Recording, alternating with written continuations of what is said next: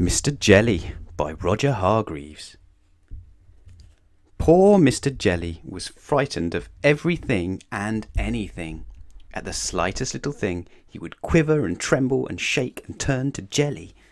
So it's not really surprising to find Mr. Jelly lives as far away from anybody that he can find, in the middle of a wood, miles and miles from anywhere.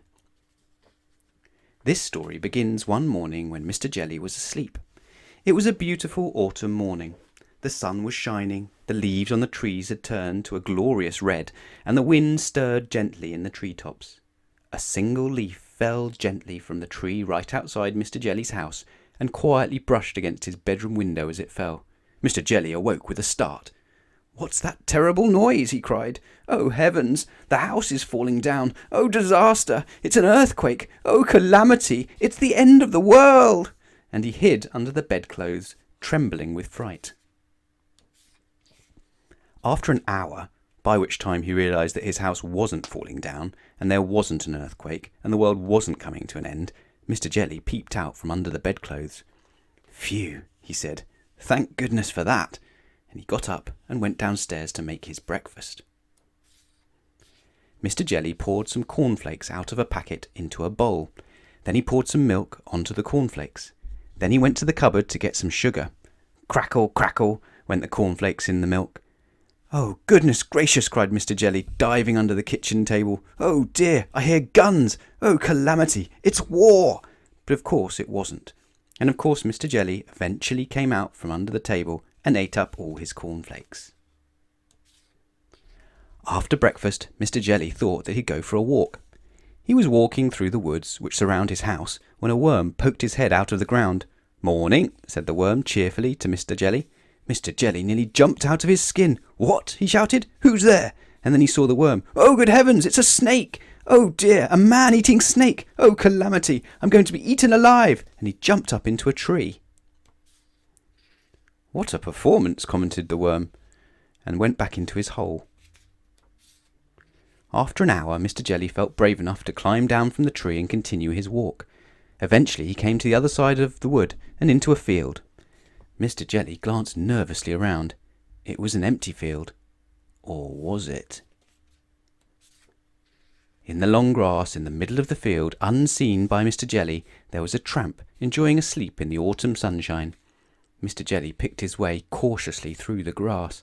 The tramp, fast asleep, snored.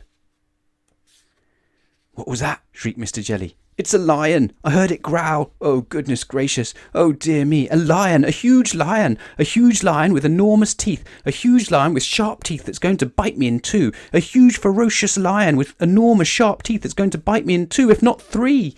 And he fainted.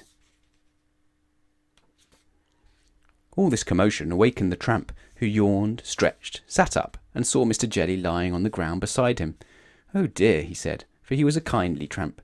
"Oh dear." And he picked up Mr. Jelly and placed him gently in the palm of his hand. Mr. Jelly came to and sat up, rubbing his eyes.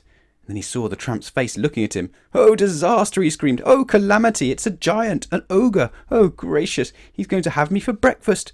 My," said the tramp gently. "You're a nervous little chap, aren't you? What's your name?" "Mr. Jelly," stammered Mr. Jelly.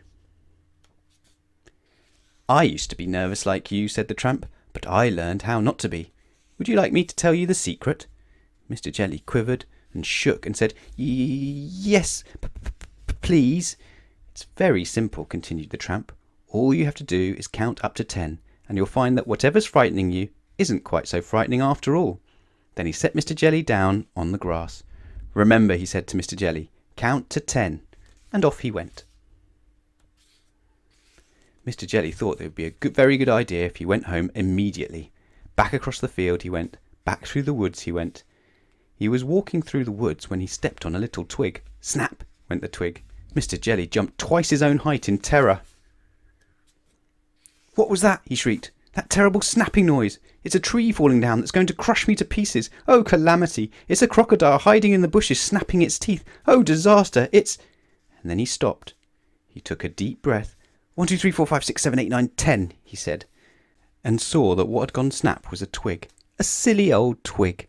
"Phew," he said. Mr. Jelly had almost reached his house when a leaf drifted gently down from a tree on top of him. "Help! Police! Murder!" he screamed. "I'm being kidnapped! Oh, calamity! It's ruffians! With guns! They're going to—" And then he stopped. He took a deep breath. 1, 2, 3, 4, 5, 6, 7, 8, 9, 10. And then he saw what had fallen on him was only a leaf. Nothing but a leaf. A stupid red leaf. "It works!" he said out loud in wonderment. And do you know, it did work. After that moment, Mr. Jelly became a changed man. Well, you can see that by looking at him, can't you? And he never shrieks or shouts or screams or quivers or shakes or trembles any more. And he never hides under the bedclothes any more. Well, not very often anyway.